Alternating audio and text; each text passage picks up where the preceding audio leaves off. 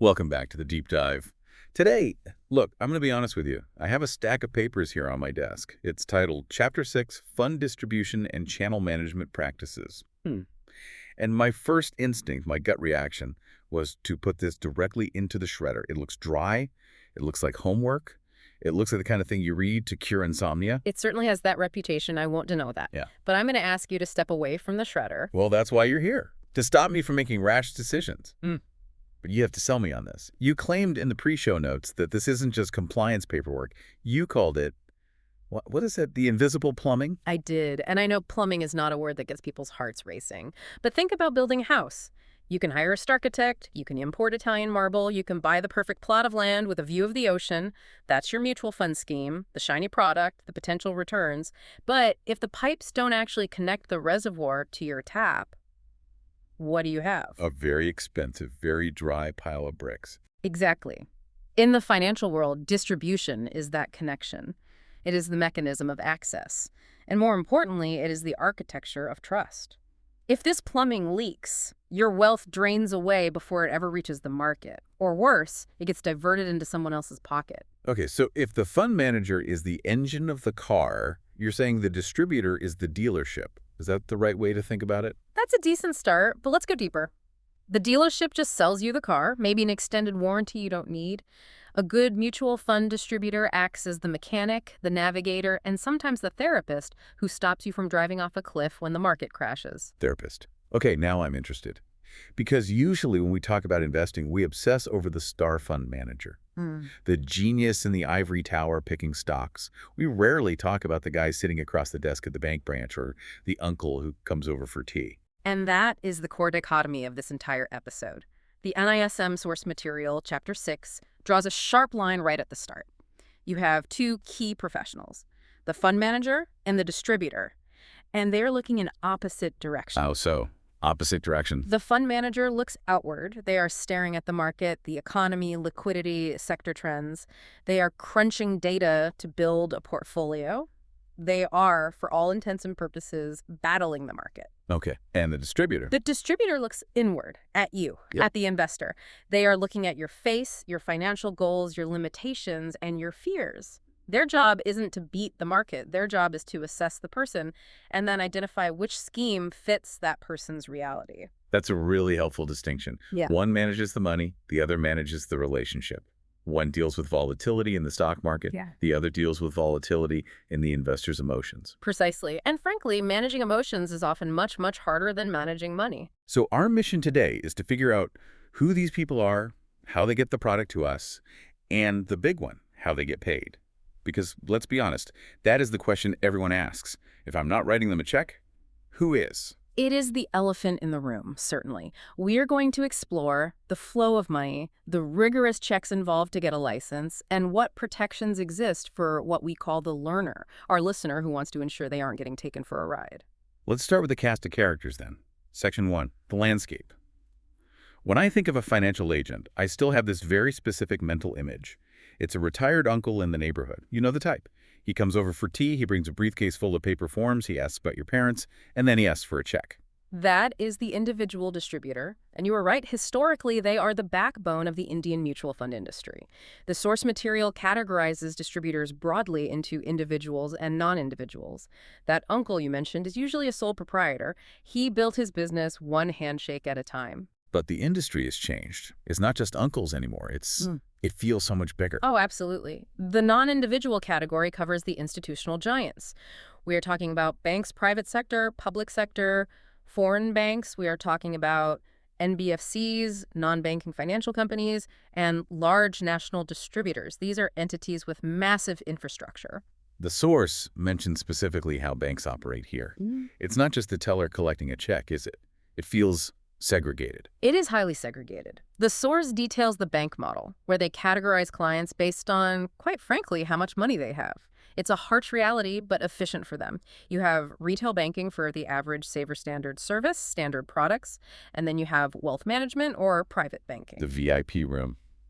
The velvet rope. Exactly. This is for high net worth individuals. The service level changes based on the surplus available. If you have a massive surplus, you get a dedicated relationship manager, fancy reports, maybe even coffee that doesn't taste like mud. Right. It's the difference between flying economy and having a private jet. Hmm.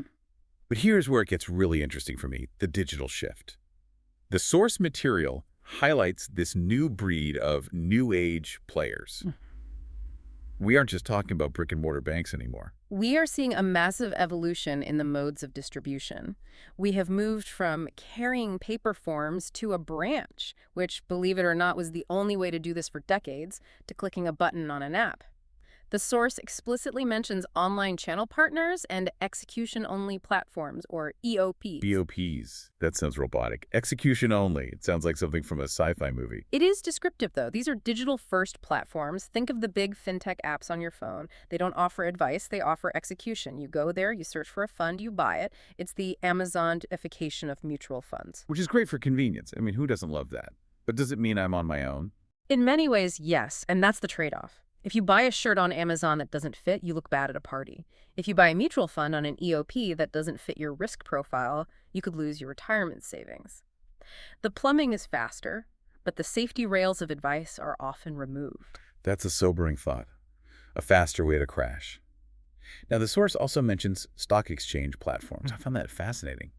You can use the stock market plumbing to buy mutual funds. Yes. This was a significant innovation to widen the net. Both the BSE, the Bombay Stock Exchange, and NSE, the National Stock Exchange, have developed platforms.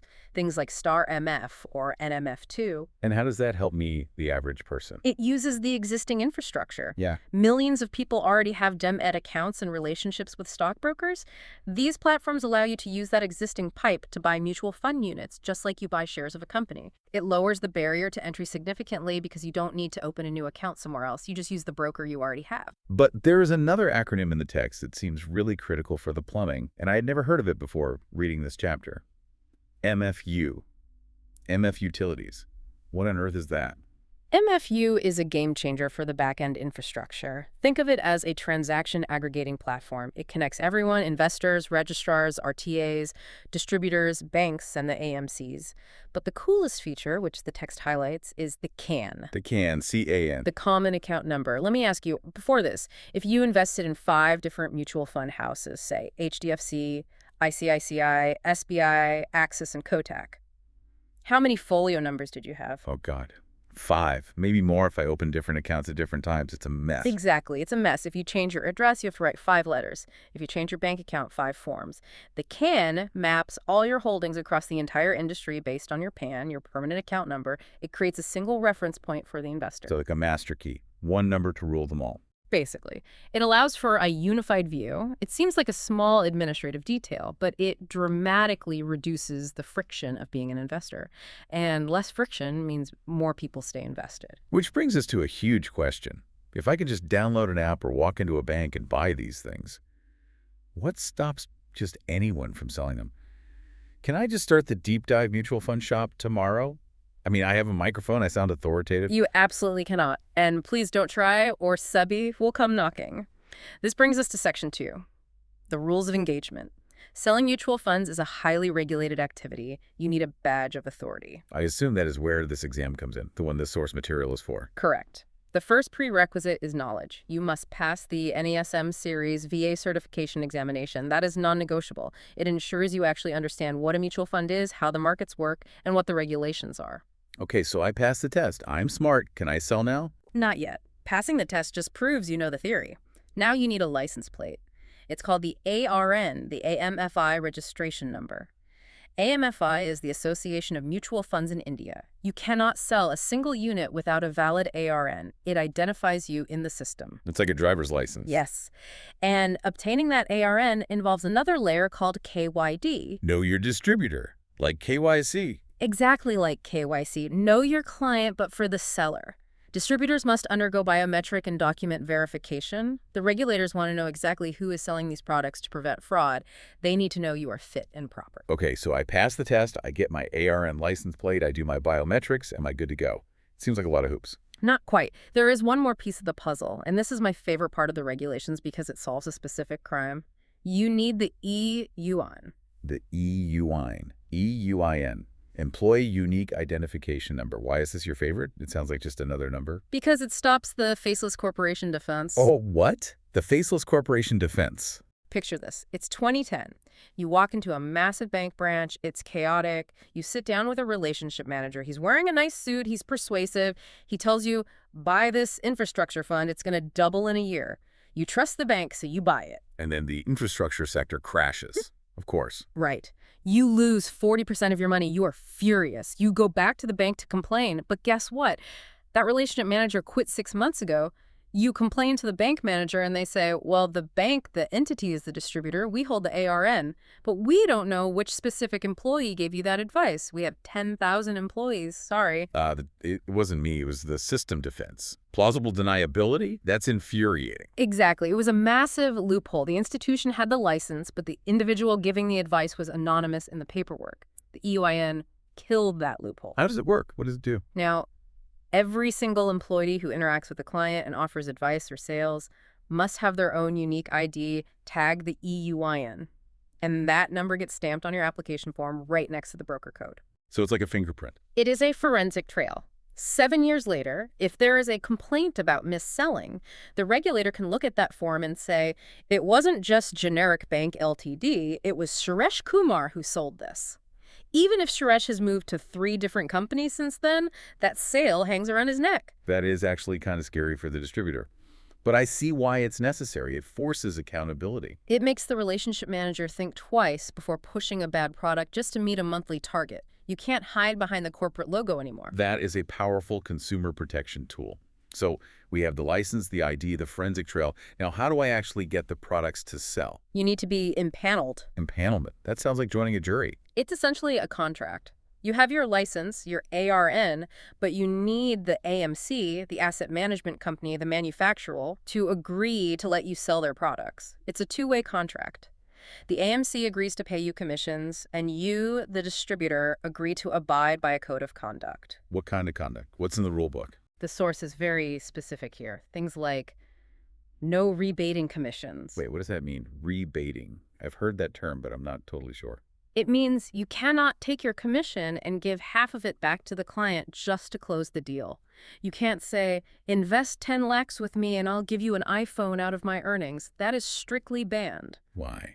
Wouldn't that be good for me as a customer? Free iPhone. It distorts the market. It turns financial advice into a bizarre haggling session. The regulator wants you to choose a distributor because they give good service and advice, not because they are bribing you with kickbacks. Also, distributors are bound to use only the marketing material provided or approved by the AMC. You can't just Photoshop a graph to make it look like the fund never goes down. Right, no creative accounting on the marketing slicks. Okay, so we have the players, we have the rules. Now let's get to the part everyone actually cares about. Section 3.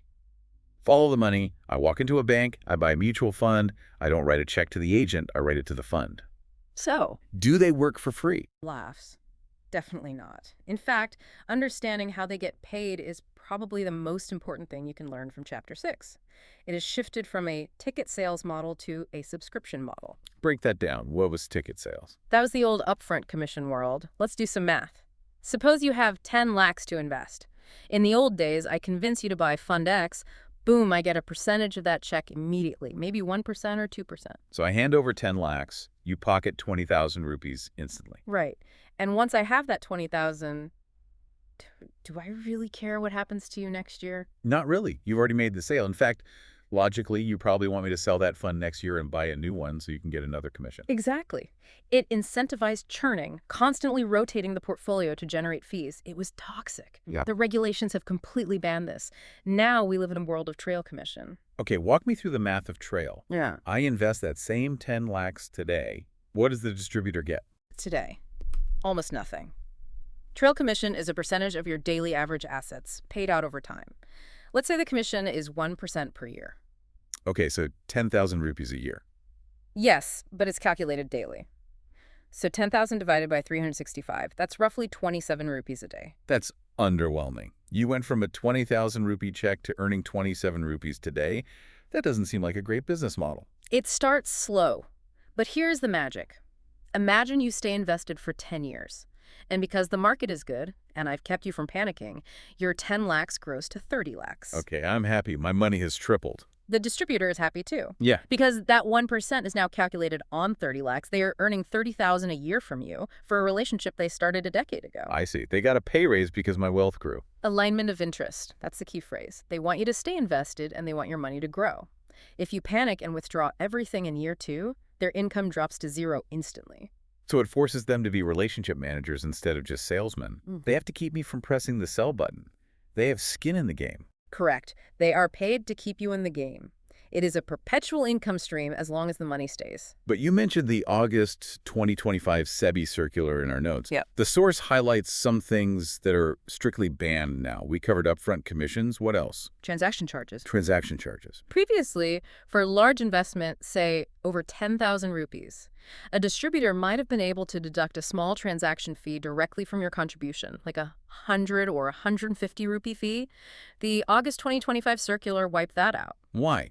What was the harm in a small fee? Cleanliness. SEBI wants a pure system. You invest 100 rupees, 100 rupees gets invested. No deductions. Distributors are compensated solely by the AMC via the trail commission. No side deals, no hidden fees, no nickel and diming the investor. Now, there's one little nuanced incentive mentioned in the text called the B30 rule.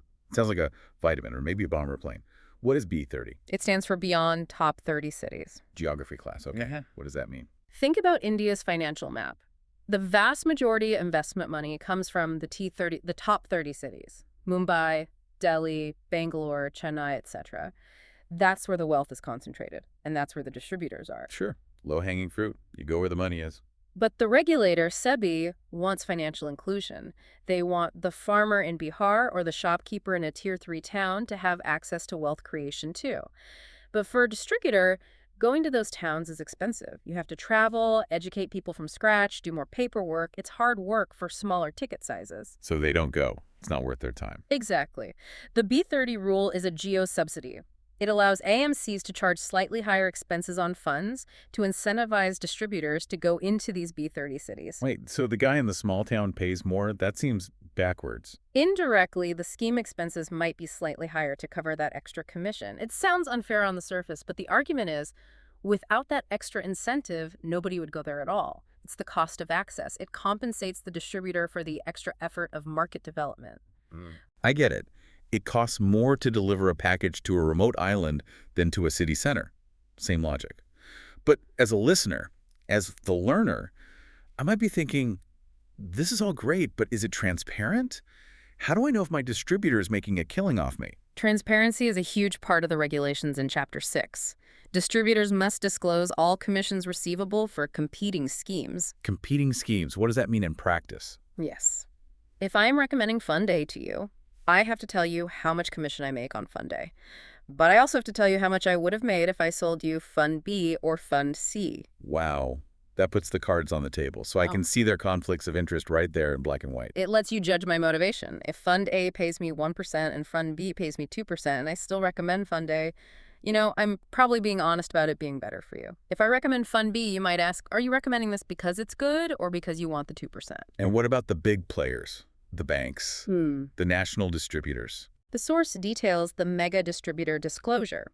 If a distributor is a whale, meaning they have presence in more than 20 locations, manage over 100 crore in assets, or earn over 1 crore in commission, the AMC must publish their earnings on their website. So I can actually look up if my bank or national distributor is a heavy hitter. Exactly. It ensures investors know if they're dealing with a massive sales machine. It keeps the whales honest. This leads us into a bit of an identity crisis, which is Section 4 of our dive. We've been talking about distributors, helping clients, assessing needs. But wait, if they help me choose, aren't they my advisor? This is perhaps the most nuanced, confusing, and legally dangerous part of Chapter 6. We need to be very clear here. There is a rigid legal wall between a mutual fund distributor and an investment advisor or RIA. But to a layperson, they look the same. They both wear suits, they both talk about money, they both recommend funds. What's the real difference? They look the same, but the plumbing is totally different. Think of it like a pharmacist versus a doctor. Okay, I'm listening. That's a good analogy. A distributor is like a pharmacist who represents the drug companies. They are agents of the AMC. They are selling a product. They can offer what the text calls incidental advice. Hey, take this for your headache. But their primary role is distribution. And they are paid by the manufacturer. And the advisor. An RIA registered investment advisor is the doctor. They are registered separately. They act as a fiduciary for the client. And here is the kicker. An advisor cannot earn distribution commissions. They earn fees directly from the client. You pay them for the diagnosis, not the pill. So if I pay you a fee for advice, you are an advisor. If the AMC pays you a commission, you are a distributor. Broadly, yes. And you cannot be both for the same client. You cannot double dip. It's a fundamental conflict of interest that the regulation's trying to separate. That makes sense. But what happens if a distributor, the pharmacist in this analogy, thinks a product is bad for me? Say, I want to buy a super risky small cap fund and I'm 80 years old. The distributor says, bad idea, but I insist, it's my money. Take it. What happens then? This creates a fascinating scenario called the execution-only transaction. If the distributor believes a product is unsuitable, but the client insists, the distributor has to protect themselves. They must get a written confirmation from the client. Like a waiver. I'm doing this against medical advice. Essentially. The client signs a document saying, I am buying this execution-only transaction against your better judgment. It's the I told you so clause. But normally they have to do a suitability analysis, right? They can't just sell me anything. Yes. That's a crucial point. Even though they aren't advisors in the full legal sense, they still have a duty of suitability. They cannot sell a high-risk equity fund to a risk-averse retiree just to generate a commission. That constitutes mis-selling. The execution-only waiver is the only way around that duty if the client is stubborn. That is a tricky balance. I'm not your advisor, but I have to make sure this suits you, unless you force me to sell it to you. It is a delicate dance, and it's why the NISM certification emphasizes ethics and product knowledge so heavily. Moving on to Section 5, Investor Rights and Protections. We've talked about the distributor's rights. What about mine? What if I want to break up with my distributor? It happens. Maybe the service is poor, maybe they never answer your calls, or maybe you just learned enough to do it yourself. The source material is very empowering here. The investor has the absolute right to change distributors or go direct without no objection certificate or NOC. No NOC. So I don't need my old distributor's permission to fire them. That seems huge. No. In the past, this was a hurdle. Some distributors would hold the client hostage, refusing to sign the paperwork. Now, you just send a written request. But there is a scorched earth policy attached to this. Scorched earth? That sounds dramatic. What does that mean? It is impactful, and you need to understand this if you plan to switch. If you switch distributors, say you move your portfolio from Agent A to Agent B gets zero commission on those transferred assets. Zero? Wait, why would Agent B take me then? What's in it for them? They might take you for new investments. They hope that once you move the old pile, you'll start adding fresh money, and they will get paid on the fresh money. But they won't get paid on the old pile you brought over. And what about Agent A, the one I fired? They stop getting paid immediately the moment the switch happens. So nobody gets paid on that old money, the money I already invested. Exactly. The AMC keeps it. Why? That seems harsh. Huh. Why not let the new guy earn on the old money? It is designed to prevent poaching. Think about it. If Agent B could get a fat trail commission just by convincing you to switch your 50 lakh portfolio to him, he wouldn't bother finding new investors. He would just spend all day calling Agent A's clients, offering them kickbacks, or making false promises to steal the assets. It would be a churning war, just stealing clients back and forth. Exactly. It would be chaos. By making transferred assets commission-free, the regulations ensure that a switch happens only because the investor genuinely wants it, not because a new agent lured them for a quick buck. That is incredibly clever. It kills the incentive for headhunting. Yeah. It does. It forces distributors to focus on service and new growth. Now, here is a morbid question, but the text covers it. What happens if my distributor dies? I've been with him for 20 years, he manages my life savings, and he passes away. Does my relationship just evaporate? What happens to my money? Well, first, for the investor, nothing happens to the money. It's with the mutual fund, not in the agent's bank account, so your money is safe. But for the distributor's family, this is a business. The source describes nomination for distributors. So the commission can be inherited, like a property? Yes. The business doesn't die. Distributors can nominate a successor, a spouse, a child, to receive the trail commission.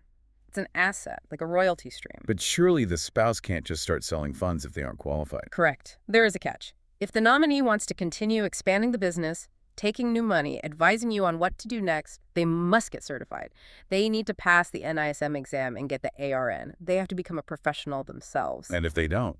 What if they just want the income? If they don't get certified, they can typically only receive the payout on the existing assets, the transfer of AUM, subject to the AMC's rules.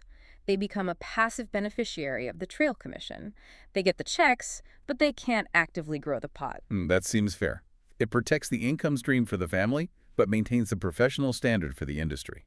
And finally, regarding protections, the AMCs themselves are on the hook. They aren't just passive payers. The source details due diligence by AMCs. What does that mean? What are they doing diligence on? The AMC is the manufacturer. They have to check if their distributors are fit and proper. They have to monitor for churning. If they see a distributor constantly making clients buy and sell, generating massive volume but hurting the client's returns, the AMC has to step in. So the manufacturer is policing the dealership. They have to, because if the dealership cheats the customer blames the car brand, not just the dealer. The AMC's reputation is on the line. So we have built quite a picture here. Let's head to the outro and synthesize this.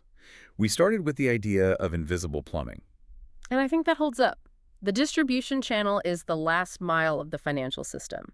You can have the best fund managers in Mumbai sitting in their glass towers, but without this network, the individual agents, the banks, the apps, that expertise never reaches the household in a Tier 2 city. And it's not the Wild West anymore. That is my biggest takeaway from this chapter. It's not just handshake deals. Far from it. Chapter 6 describes a highly regulated ecosystem, from the NISM exams to the trail commission structure. Everything is designed to align incentives. The move away from upfront cash to perpetual trail commissions turns salespeople into relationship holders.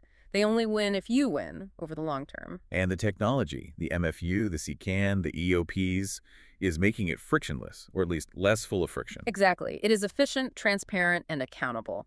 The EUIN ensures no one hides. The disclosures ensure you know what you're paying. So here is where it gets really interesting for you, the listener. We've talked about the incidental advice of the distributor versus the fiduciary duty of the investment advisor. Yes. My final thought is this. As the industry moves toward these execution-only platforms and stricter separation, is the human distributor going to become a luxury good? That is a profound question. A really good one. Think about it. If I can go online and buy everything cost-effectively, do I need a human? Or will the human distributor become something only the wealthy can afford or bother with? And if you are an investor right now, looking at your portfolio, ask yourself, do you know exactly which hat your finance guy is wearing? It's the ultimate question. It really is. Are they the agent of the fund paid to sell? Or are they the agent of you paid to advise? Because as we learned today, those are two very different legal realities. And knowing the difference is the first step to being a truly informed learner. Absolutely. Check your plumbing, everyone. Thanks for diving deep with us. Thank you.